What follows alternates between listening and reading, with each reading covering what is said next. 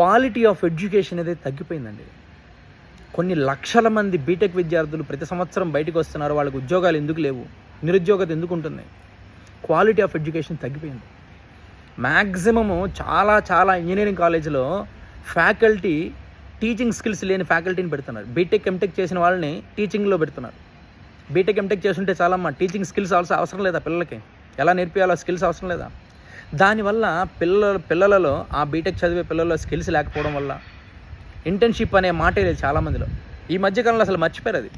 ఏదో ఒక project last ఇయర్లో డబ్బులు పెట్టి కొనుక్కున్నామా, లేదా నీకు ఎక్కడో తిరిగామా, ఎవరినో పట్టుకున్నామా, ప్రాజెక్ట్ తెచ్చిచ్చామా, సబ్మిట్ చేసామా, బీటెక్ అయిపోయింది అంతే.